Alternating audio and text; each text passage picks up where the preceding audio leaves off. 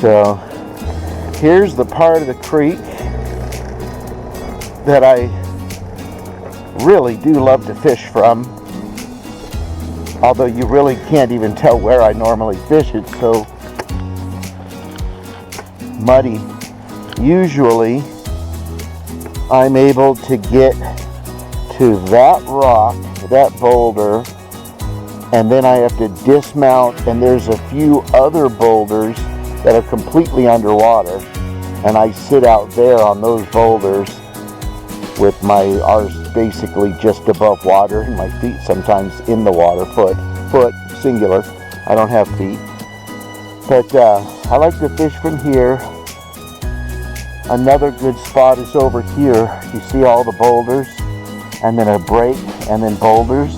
It's like that was perfectly made for a wheelchair. But normally the bank is all the way out in line with the tree this way, and right now it's all the way into here.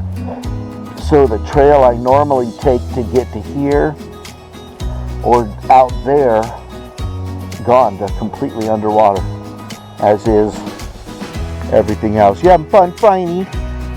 You getting wet? You gonna catch me a fish? Oh wow, I don't know if you can see it, but there are hundreds of little fish. Hundreds of little fish. They're all exploring the new waterway that's been created by the flooding. I wonder if we get any of the smaller rainbows that come up, because you can see right there where they can just swim right up the little opening there, and all the small ones are just, wow, there's so many of them. And again, you probably can't see on the GoPro, but this is one of the meadows that I had wanted to consider, but I figured this one would be more likely, but it's completely flooded. It's gone down since yesterday. Yesterday the water was all the way out here, so it looks like it's receded back there, but it's still, this whole little meadow is flooded out all the way to right here. You can see the water right next to me. And the creek's way off that way by 20 yards at least. And this is after they've been out here with pumps and tubes and flushing water out, trying to get it back to where it belongs.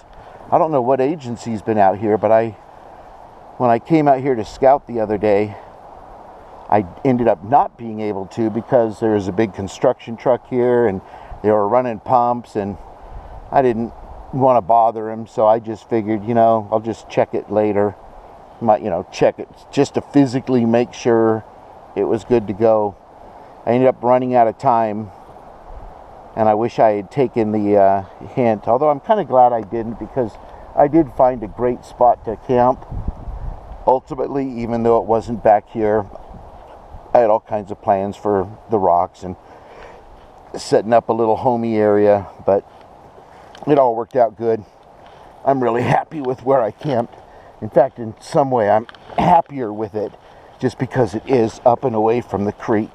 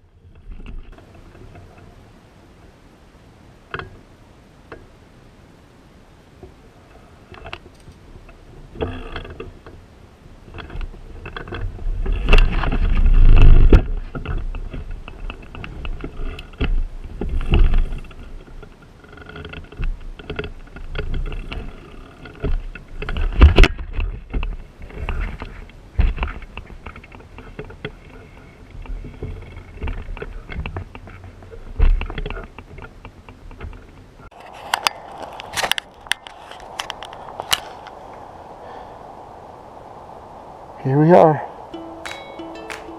My favorite super secret fishing spot on Burney Creek. Locals will surely recognize it, but I won't be saying its name here, just to protect the area. I set up camp. Well, you can kind of see it all the way back there. You can just see the tip of the blue tint. It's way up there, maybe about 30 yards. But there's not a direct route to it. I have to kind of take a meandering path to get here. And here we are, Burney Creek.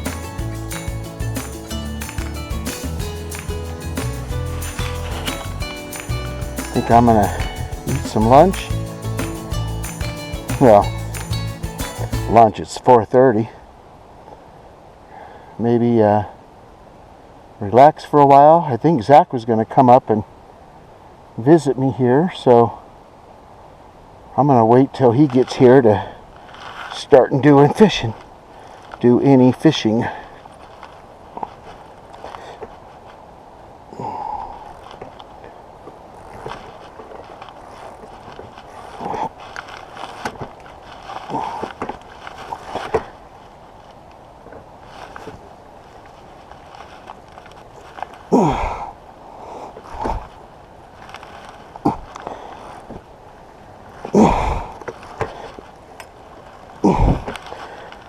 Some of those little grades are a lot steeper than they look.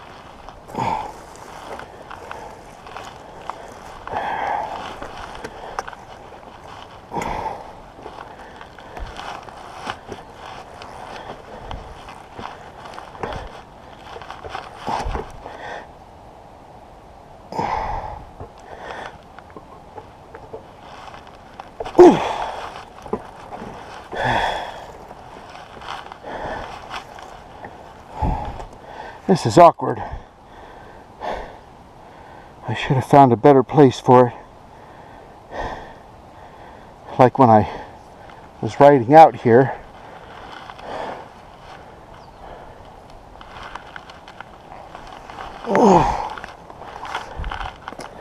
Find a place to hook it just for now.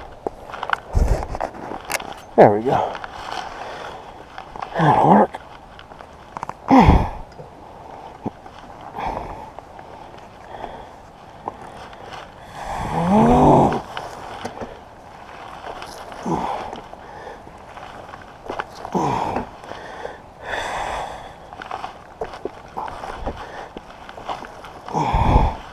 You might be able to tell I'm moving mighty slow.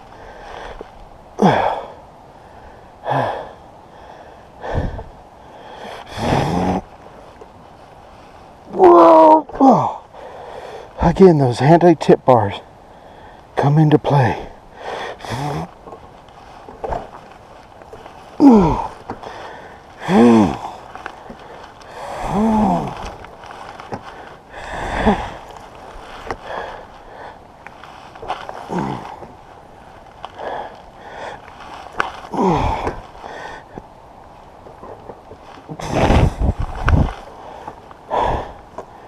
I'm utterly bonked.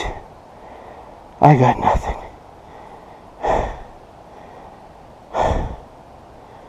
Wow.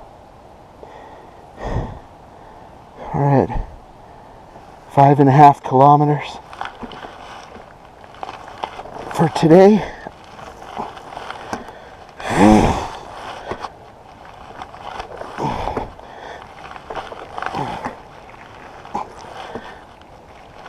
And there's home sweet home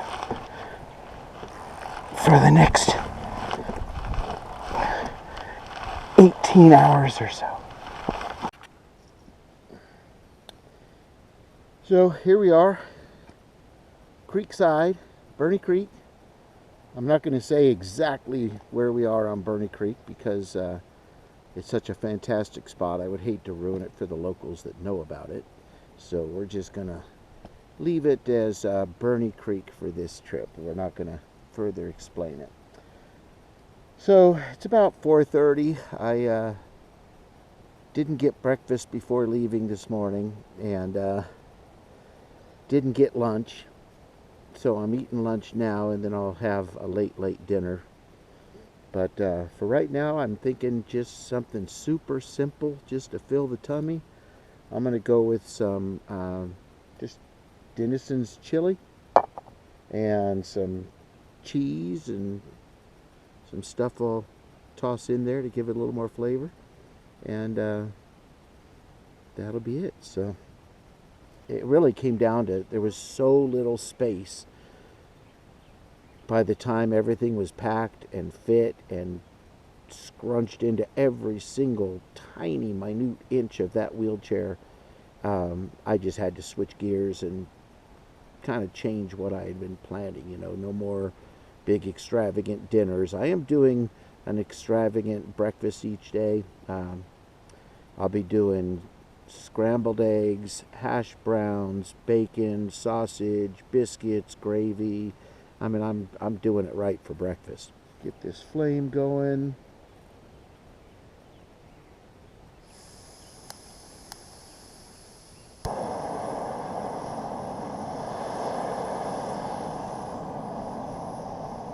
I don't want this too high. Again, I don't want it making a big mess. In case it does overflow a little bit. What a fantastic trip this has been so far. Although my first day was supposed to be my easy hike at 1.5 miles, give or take, it ended up being 3.5 miles after I kind of stupidly took a wrong turn and I had to switch trails, and somehow in switching trails I ended up passing the road that comes in from the Black Ranch area, that crosses Black Ranch Road and then meets up here at the creek behind me. And somehow I ended up bypassing the road I needed, and by the time I came out of Black Ranch to Black Ranch Road, I was just a little bit further north than what I wanted, but I thought I was south of what I wanted. So I began a mile-long trek up Black Ranch Road before realizing I've definitely gone the wrong way. I need to turn around and go back, and sure enough, by the end of it, what was supposed to be a 1.3 mile, 1.4 mile easy first day turned into 3.5 miles. So I went more than 2 miles out of my way. What an idiot. Boy, I felt stupid. So needless to say, what was supposed to be the easy first day has turned out to be the longest single day ride I've ever taken at 3.5 miles. The furthest until today I had ever gone in one sitting in the chair was 2.5, so 2.5 miles. Today was 3.5, so not the best way to start a long 3-day hike where it was already supposed to be like 8.5 miles, but I've added 2 miles on the very first day. So you do the math. So now we're looking at more like 10.5 miles over the course of the next 3 days. And I'm tired. I'm beat up. Boy, I feel it. My arms feel it. Oh, they're so sore. See my tattoo? My Montgomery tattoo. I drew that. I didn't ink it on, of course, but I drew the tattoo itself and the design. Alright, so this is just about cooked. I'll eat this cold right out of the can. I don't care. It doesn't bother me one bit. But I figured I've got the little stove. I might as well heat it up. Yeah, good and hot. Good and hot.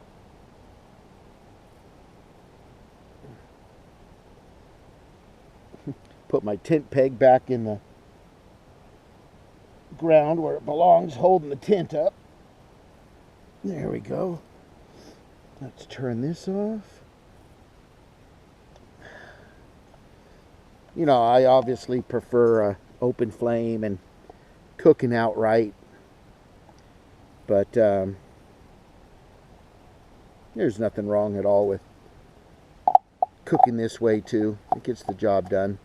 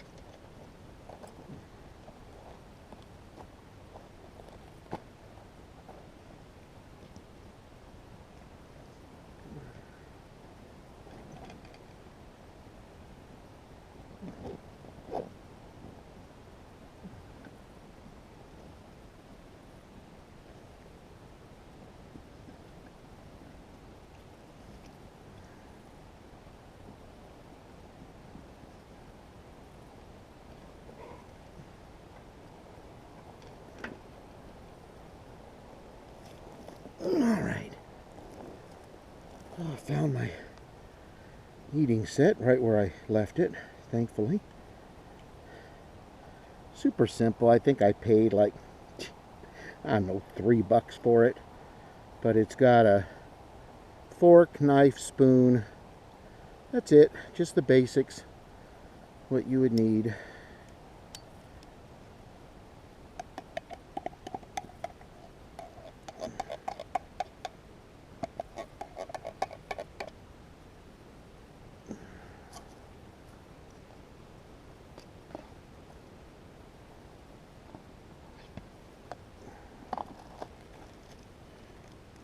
My ice chest, which I made out of a old 50 caliber ammo can. It worked pretty good, but I think that the chest worked itself fine, but the ice didn't hold as long as I would have liked. I think if it's going to be insulated properly, I'm going to need to come up with something better. It wasn't terrible. It worked. It kept the stuff mostly cold, but I think if it had needed to go much longer, it wouldn't.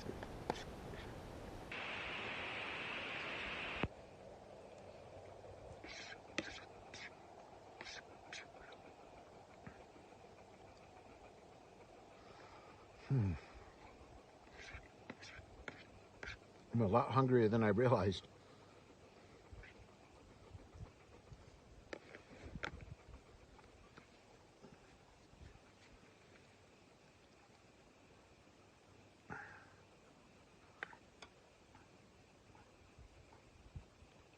On the can?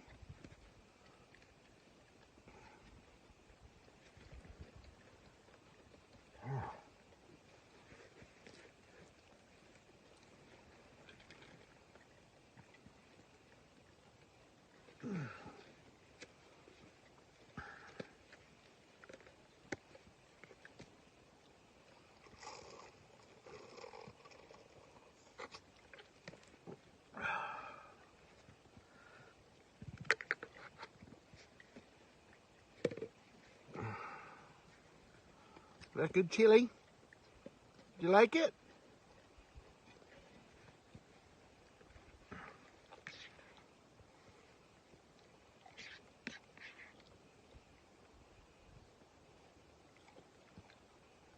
A little later, I'll go down to the creek and rinse out my bowl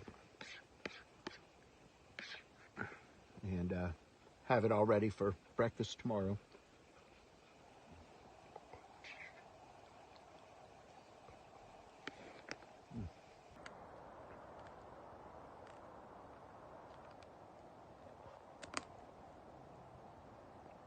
Burney, looks like you found a treat. What'd you find? You gonna share? Hey, you gonna share? Am I gonna get some of that? Is that your snack? That's some good looking stuff. Yeah. Yeah.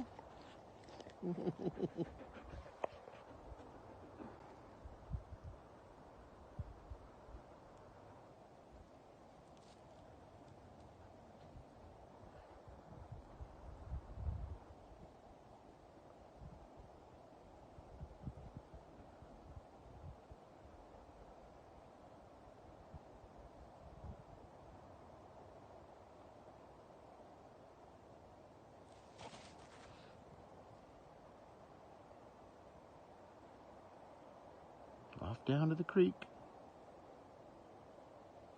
She'll come back for her snack later.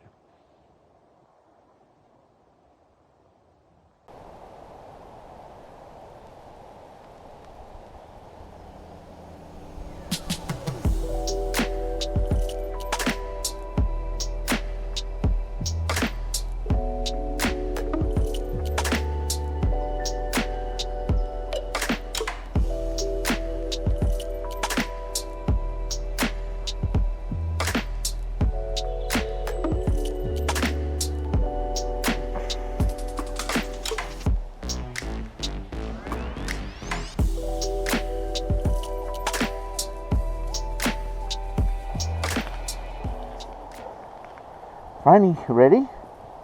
Want to go down to the creek? Come on. Let's go down to the creek. Come on.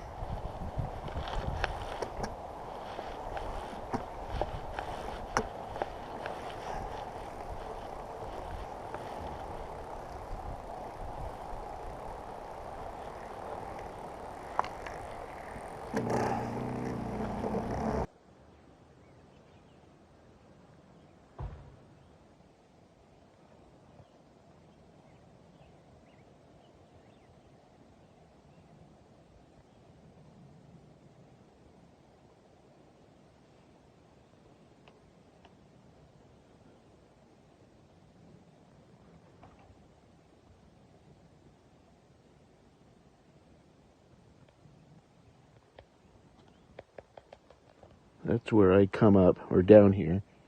I go through that set of boulders. Believe it or not, I'll have to get video of it. When Zach saw me just power through there, he couldn't believe I had just gotten through that section. This wheelchair is a beast.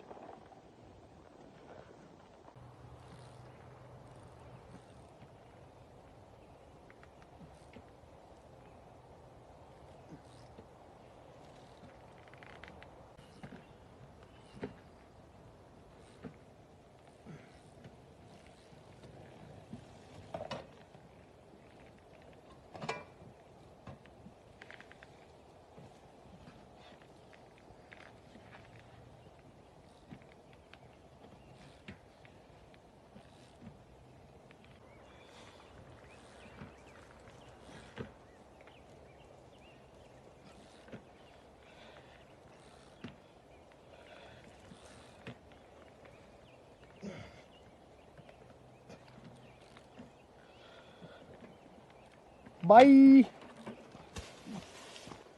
okay? Yep.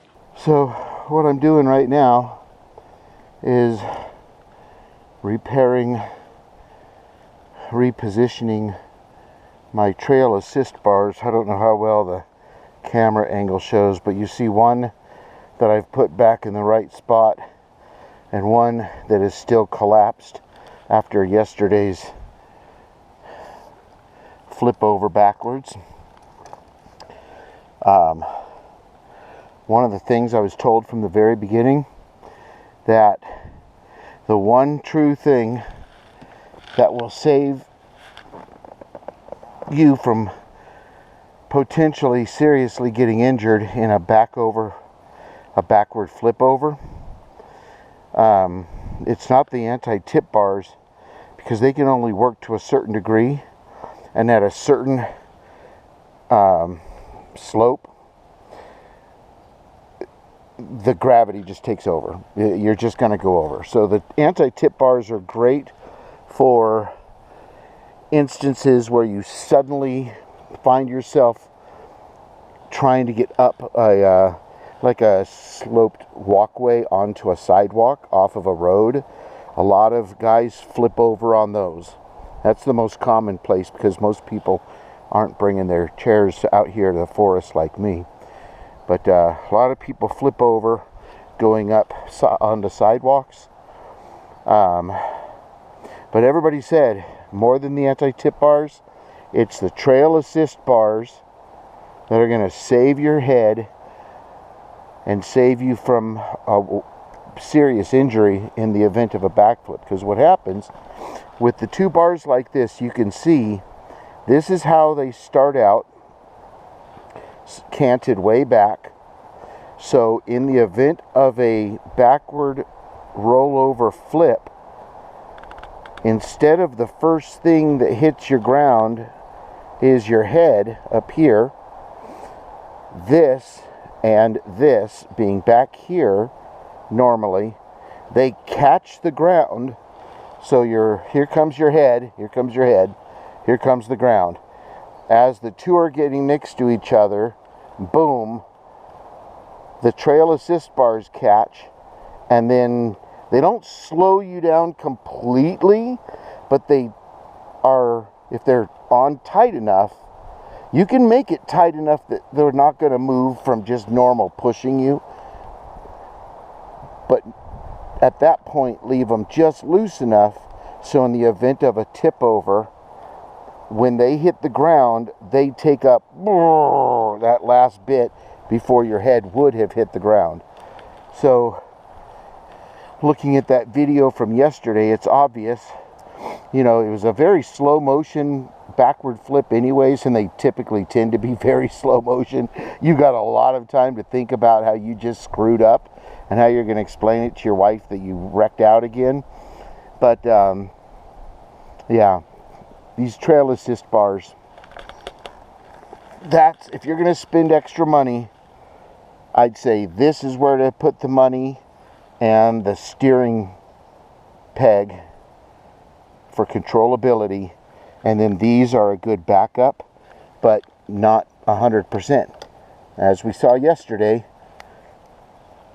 out of 4 near backflips, it protected me 3 times in a row.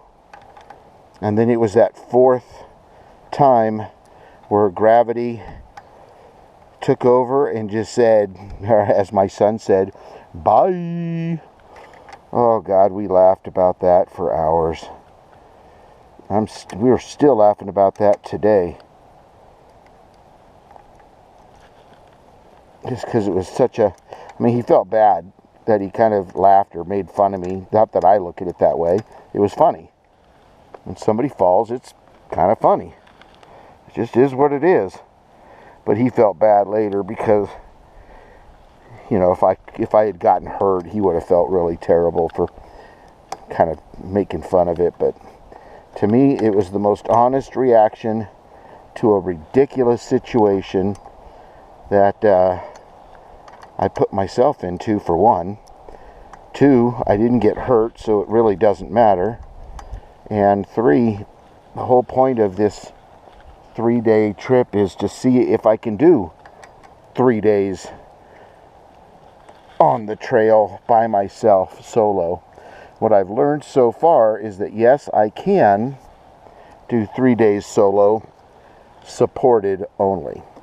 I have to be supported by a ground crew, ground team, whatever you want to call them, because even with this 80-liter adventure pack, multiple MOLLE bags on the outside when it's fully packed, the 50 caliber 50 caliber ammo can / ice chest.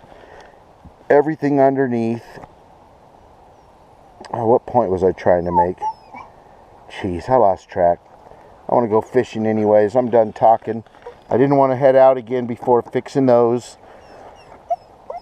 Everything looks good. She can tell I'm getting ready to leave. So, might as well mount up and roll on out of here. So, this is how I transfer from a regular seat to the wheelchair. Same as transferring from a wheelchair to the Freedom chair, really. If I can get up off the ground, I can surely transfer from one chair to another. But I know that a lot of people with, you know, depending on their physical condition and conditioning and other things, other various aspects, might have a very difficult time getting from a chair or a wheelchair into the Freedom chair.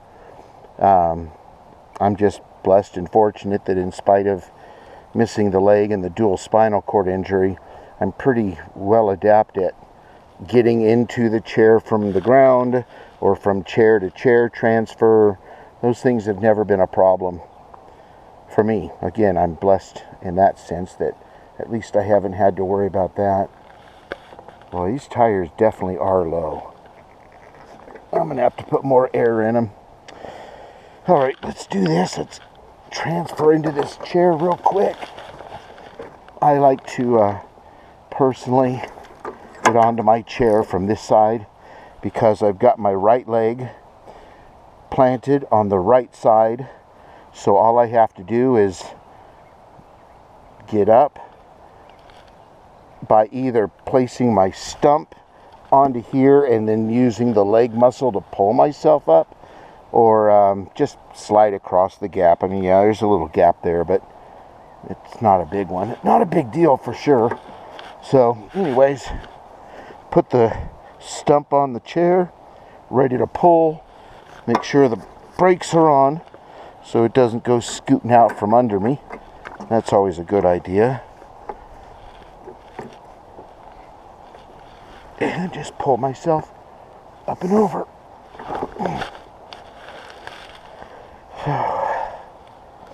Luckily, that's not a problem. Because if just that was a problem, there'd be an issue with me coming out here on these multi-day adventure trips anyways. I probably wouldn't be able to. So, even though the injuries I did sustain in my 93-foot fall were catastrophic, and I broke my back in 4 places, I suffered multiple spinal cord injuries, I was left partially paralyzed, and I sustained a traumatic brain injury. But look at me, I'm still out here. So it was bad, but it wasn't so bad that it sidelined me forever. So, grabbing my glasses and my 45 so that I'm ready in case of a problem. Again, I really can't imagine there would ever be a problem out here. I truly, other than bears, mountain lions, and bobcats, I really don't fear humans up here. Although, if anything's to be feared, it is humans. Obviously, they're the true predators. So, I feel good about leaving my camp here unattended. I think even if somebody was to come up and check on it just to make sure there's nobody in distress, I really, truly don't think they would mess with anything. I mean, hell, I've lived up here in Johnson Park since 2017, I want to say, and it's 2023, I think. And I still don't lock my doors. My kids have never locked their door once in all the years they've lived here. And they've lived here longer than I have. And we leave the keys in the ignitions, so they're right where we know we can find them. It's a simple life up here. I know most of my neighbors don't lock their doors or vehicles either. And I suppose that when something happens and, you know, you do get broken into, you sit there kicking yourself like, well, geez, I couldn't have made it any easier for them. But at the same time,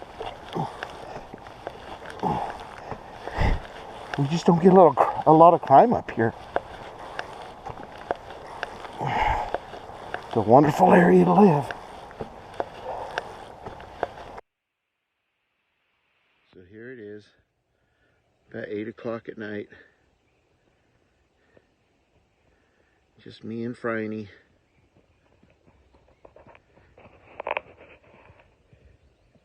We're just hanging out after having dinner and spending a few hours fishing. We're sitting here in the middle of the forest.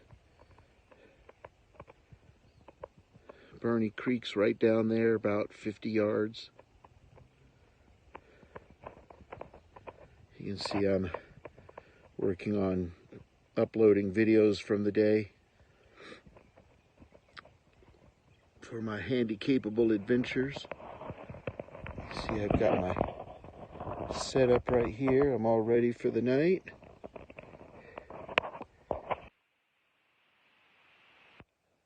So here it is, 10 o'clock at night, end of a very fun, awesome, long day. I ended up doing exactly, or almost exactly, 3.5 miles. I did 3.49 miles, I think. So 3.5 miles on my first day, on what was supposed to be a 1.3 mile easy day, before a wrong turn took me a full mile out of where I was trying to go. So I inadvertently, after taking a wrong trail, or a wrong turn on the wrong trail or whatever, I ended up adding 2 full miles, just over 2 full miles, to what was supposed to be my easy 1.3 mile day. But oh well, it's still made for a great day, and it's actually miles I had planned on, just not in that order. My original intention was to travel a mile up and down the creek, and to look for different fishing spots that I had never found. And I did find 2 really, really fantastic spots just a little north of here. So that was very successful. But all in all, it was the exact same thing I was planning on doing, just not quite in that order. I was going to do my exploring a little bit today, but mostly tomorrow. So I won't be doing that again since I'm already here. So anyways, I was feeling pretty beat up until the little mishap earlier that my son happened to catch on tape, where I flipped over backwards and literally Humpty Dumpty tumbled my fat arse right out of my chair. Dumped me flat on my face. Oh, that was just classic. Hey, you know, what are you gonna do? Eat 'em, Franny. Eat 'em, yeah. Eat that June bug. Get 'em. Get 'em. Kill 'em. So anyways, I am well and truly sore and beat to hell now. Oh wow. If you're watching this, if you're seeing this, you've already seen that. So you know how, I mean, it didn't look that dramatic or terrible, but I don't, and you know, as a owner of these freedom chairs, and after talking to all, you know, many different owners and people who've experienced them, they'll tell you it's not a matter of if you're going to flip, it's when you're going to flip, and even more so how often you're going to flip. So it's a risk inherent to these chairs. But then, in my case, when you add 30 pounds of adventure gear for a 3-day solo camping, hiking, fishing trip through the forest, and visiting a number, hey, there, Briny, excuse me. How about we snuggle later? You want to go in the tent? Come on. Come on. Or are you going to wait for me? You want me to go in first? Okay. Anyways, as I was saying before Franny tried to get all snuggly, if you made it this far, you saw what happened. I flipped over backwards. And, you know it's going to happen, especially when you're, doing the trails I'm doing and trying to get into places that I'm determined to get my stupid arse into. How do you get yourself into these situations? Well, because I don't know when to say no. And I see a spot and, hey, I see a spot and I'm like, hey, I can get in there. I know I can get in there. And the funny thing is, I always can get in there. The problem comes when it's time to get back out, because it's almost always a difficult, rough situation, but getting down to the creek or wherever I'm trying to get, that I really have no right trying to get in a wheelchair as a, one-legged amputee with a dual spinal cord injury. Getting back out of that spot. It's funny because I got it the first time on film from my chest view where I just barely made it out. And I was cocky. The first time I took the right line. There's 3 different ways you have to go. And the first time, I just nailed it because I was focused. I was hyper-focused. And I just hit the right line. And I made it barely, but I did make it. But that gave me a cocky arrogance, I think, that when Zach offered to film it, and I got going right off the bat, I took the wrong line, got hung up, tried a different angle, and got hung up. And then by the time I was coming out of the final climb up and out, and I was so beat up, exhausted, and I almost made it. I was right almost there, and then at the same spot where earlier I just almost bonked, and I think I said I almost bonked, I almost just was done. Well, in this case, I just overpowered it, and that was not the right way to go, because by overpowering with those levers, I just gave it too much torque, and once it started on that already steep angle, it was just boop, doop, boop, doop, boop. So anyways, I survived, but I am sore now. I'm beat up. I'm really having to wonder if it would be wise to continue tomorrow. But the way I look at it is I won't know till tomorrow, so I'm not going to worry about it right now. I know how I feel right now. That's not encouraging, but I could wake up tomorrow just feeling glorious and ready to rock and roll, or I could wake up tomorrow barely able to move and call in the cavalry. Help, come and get me. I quit. Oh, cry baby. Oh, well, these adventures,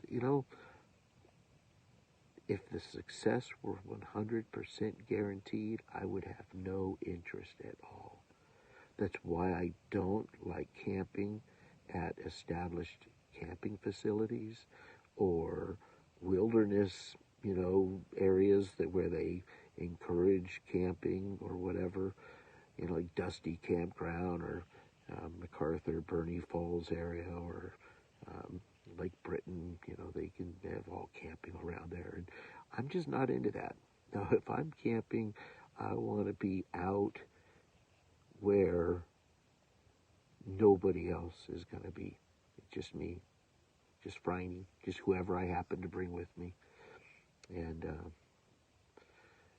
that's where I prefer to be. I want to be out here in the real wilderness. And even though I might only be a few miles from my back gate, I might as well be in Colombia, slashing my way through the jungle with a machete in my hand, like some, Kirk Douglas from Romancing the Stone, or some crazy Indiana Jones character. That's who I see in my head, in a wheelchair, of course, and fat and sloppy, but hey, that's who I envision myself being. Bear Grylls, Les Stroud, Survivor Man, big old knife in my teeth, and I'm swimming across freaking crocodile infested creeks with my wheelchair strapped to my back. But and here I am. Really, I'm only where I'm at right now. It took me 3.5 miles to get here, which is going to tell you how stupid it was, because I'm only 1.3 miles from my back forest gate. So 1.3 miles away from my house. More interestingly is, as the crow flies, from my back forest gate to this spot is just a hair over 2,000 yards. That's how close I am to home. It took me 3.5 miles to do it today. What an idiot. Oh, God. But it sure made for a fun day. Made for a great day. And I honestly, I didn't think I was ready for a 3.5 mile day. Up till today, the furthest I've gone was 2.5 miles in one sitting. So to knock out 3.5 miles in under 2 hours on 4 trails, and come on, I'm pretty pleased with how well I did. Even though I did end up flipping over on camera like an idiot, I'm still pretty pleased. All right, well, I've been talking for almost 15 minutes now. It started at 10 o'clock, so it's going to take me probably 10 minutes to go from here to there, because I am truly just that sore.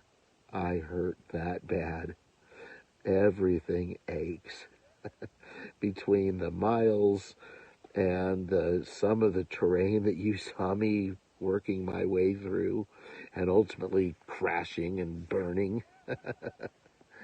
oh, yeah, so I hurt so bad today, but I feel so good and so accomplished. So I'm going to start working my way in and call Franny in. Oh. I'll probably end up fast forwarding this part because it's almost too embarrassing to think of all my friends seeing that this is how I move around, scooting around on my butt. Especially when I'm hurting like this. Oh, since it happened to end up in my hand, everybody was wondering what I was bringing for protection on this trip. I had considered my Remington 870 Express, which has an 18.5-inch barrel, so a short barrel, California legal short barrel, and it has a collapsible stock and a heat shroud, and it's a fantastic shotgun. But honestly, I didn't bring that because it was heavy. It's a heavy shotgun. It's a tactical shotgun, but it's great for all uses. I mean, there's just nothing it's not good for other than, trying to reach out and touch somebody out in a, distant area. But for what I would need out here in the forest, in the middle of the forest on a creek where, bears, mountain lions, bobcat, lots of bobcat, we've seen it all through here. So anyways, what did you bring? I ended up bringing my Smith & Wesson 45. It's the same gun that I carried while I was a law enforcement officer. It was my primary weapon, and my backup was a Smith & Wesson 38, little snub-nosed 38 airweight, and I carried that on my ankle. And anyways, this was the gun that I carried almost my entire 13-year career with the Sheriff's Department. Keep it pointed a safe distance. Normally I always have the safety off. This time, I don't know, I just felt safer. I mean, I'm not going up against some bad guy that's going to instantly try and take my life. So I figured just for safety, I'm going to keep the safety on this round.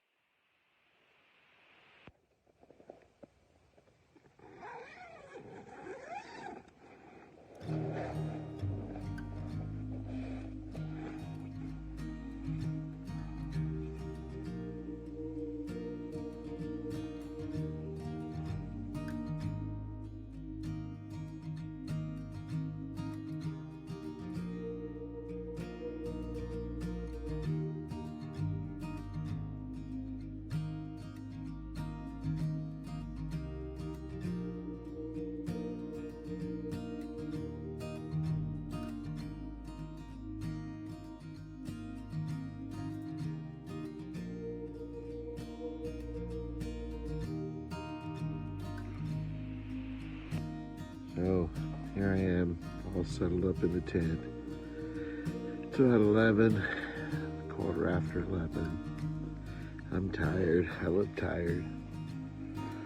Bags under my eyes. What a day.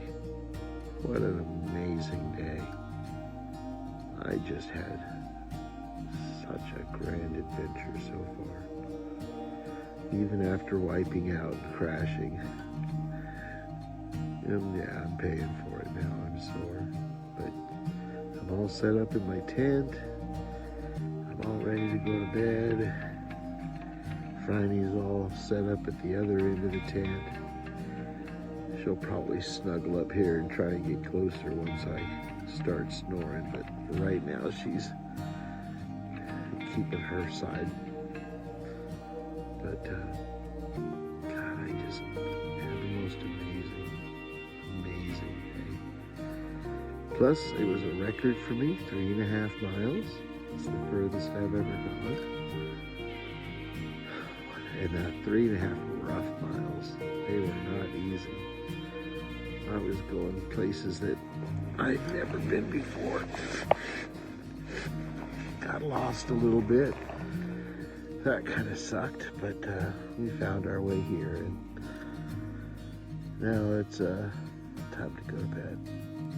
Get a good night's sleep, get up, and do some early morning fishing, and greet the sunrise. And after fishing for a couple hours, maybe around 8 o'clock or so, make some breakfast and get my day going, and hopefully then I'll have to decide if I'm able to continue. I'm not going to decide. I'm not going to think about it till tomorrow. So my body will tell me. If I'm done, I'm done.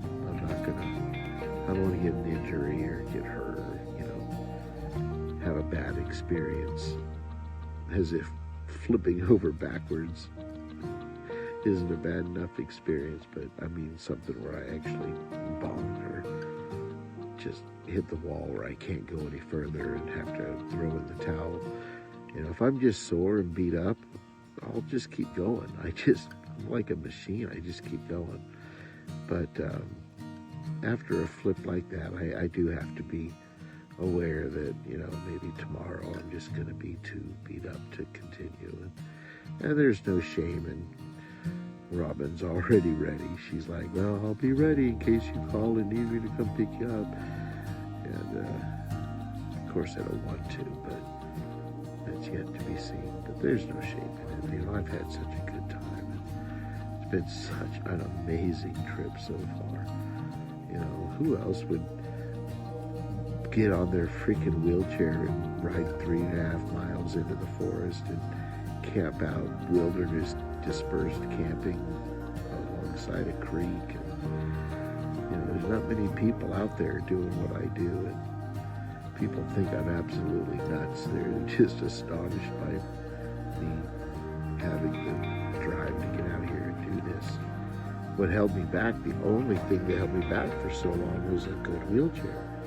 I broke so many damn wheelchairs time after time after time, and they just couldn't hold up to what I was trying to put them through. Well, now that, you know, I've put out a few videos showing where I go with my new Grit Freedom chair,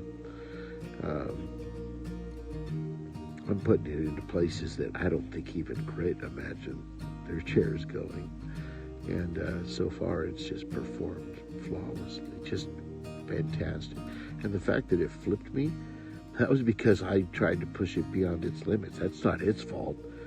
You know, it can't account for user stupidity because I don't know limits, and I'm not willing to accept limits, and I'm willing to accept the risk of failing to reach my limits, but I'm gonna push them every time.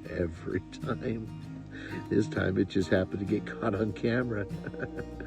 Oh, and it would have been caught on GoPro too, except I wore out all 3 batteries, and so they went home with Zach to be charged overnight. So my big problems on this trip so far, or any future overnight multi-day trip, is going to be battery. Either I'm going to have to invest in multiple batteries to bring at least 4 per day. I'll need 4 batteries per day, or I'm going to need to invest in a small charger or a solar charger or a disc charger / recharger. There's a lot of options out there, but I'm going to have to come up with something because my phone's almost dead, everything's dead, and it's only the first day, so I don't know if I'm going to be able to film anything tomorrow. But I'm going to cut this off, save a little bit of space. What tiny bit of space is left in my phone now that I deleted like 12 games and almost 400 photos, just to make room for this 5-minute video. And hopefully I'll have some more room for tomorrow and cooking breakfast and doing a little fishing. So we'll see you tomorrow. Good night.